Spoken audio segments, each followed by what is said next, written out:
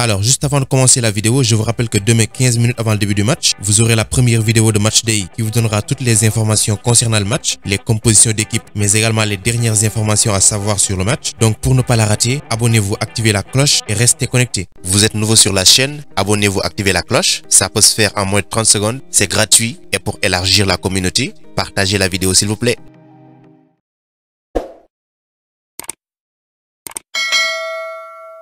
Alors, chers amis, ravi de vous retrouver pour une nouvelle vidéo, toujours pour le meilleur du Barça. La Liga revient et le Barça va affronter l'équipe d'Elche ce samedi à 17h30 GMT au Camp Nou. Match comptant pour la 18e journée du championnat. Donc, dans cette vidéo, on va parler de l'avant-match entre le FC Barcelone et Elche. Quel doit être le comportement du FC Barcelone après son nul face à Osasuna. Mais aussi, comment Xavi doit aborder ce match, quelle stratégie mettre en place. Et à la fin de la vidéo, mon 11 parfait pour ce match. Donc, sans plus tarder, l'intro et on verra tout cela ensemble.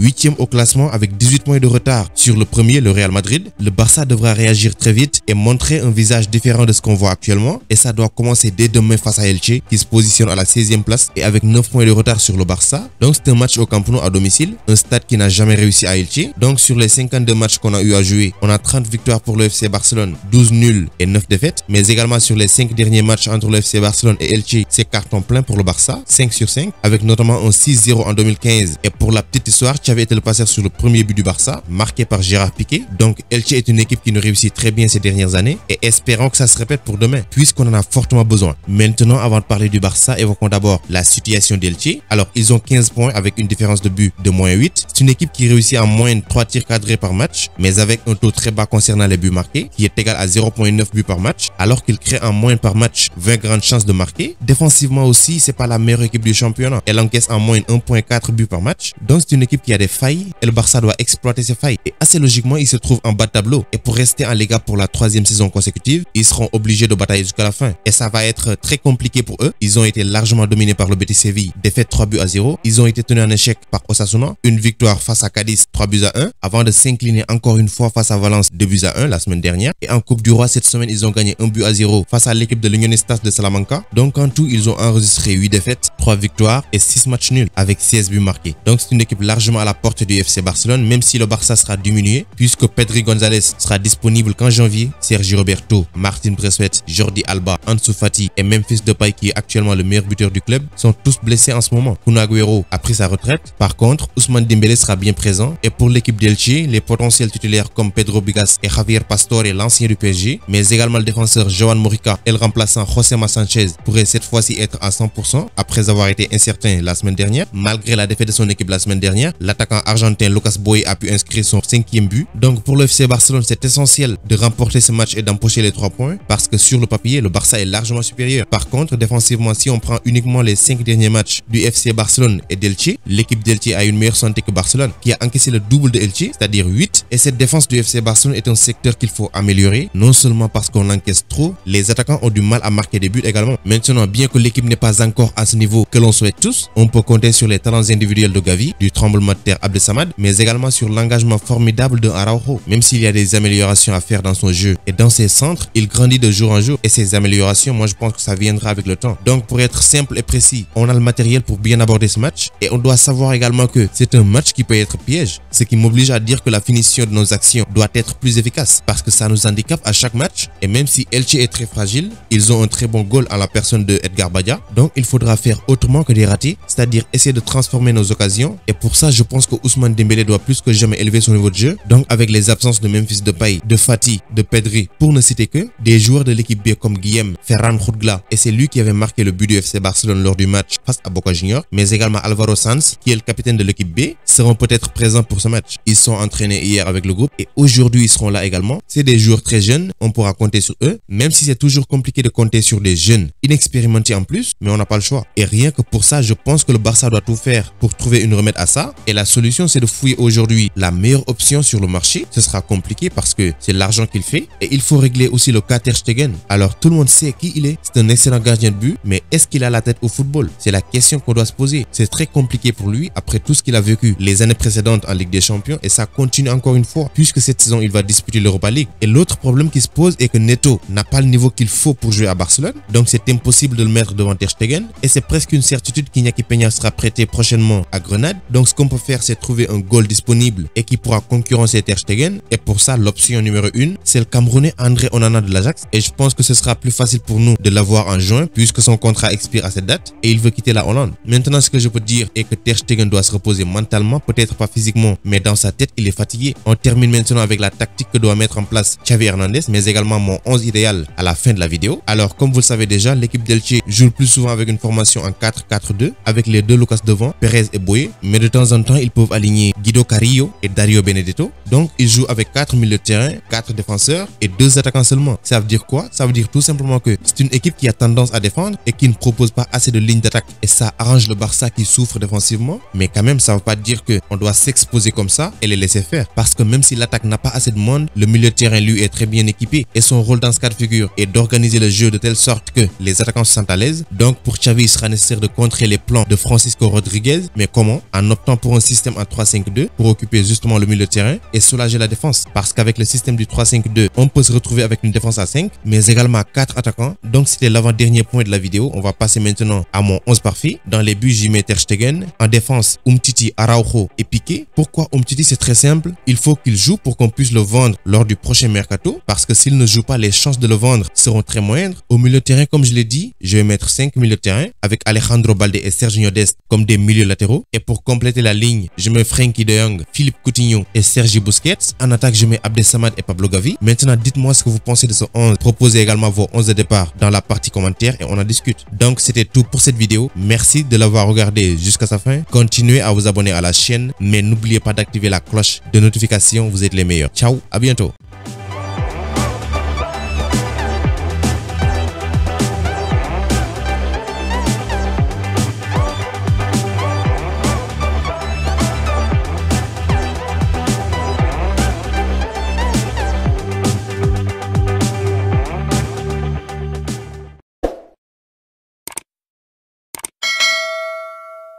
Vous êtes nouveau sur la chaîne, abonnez-vous, activez la cloche, ça peut se faire en moins de 30 secondes, c'est gratuit et pour élargir la communauté, partagez la vidéo s'il vous plaît. Pour échanger avec moi directement, c'est possible sur Instagram. Le lien se trouve dans la description, donc rejoignez-moi là-bas, ainsi que sur Twitter et même sur Facebook.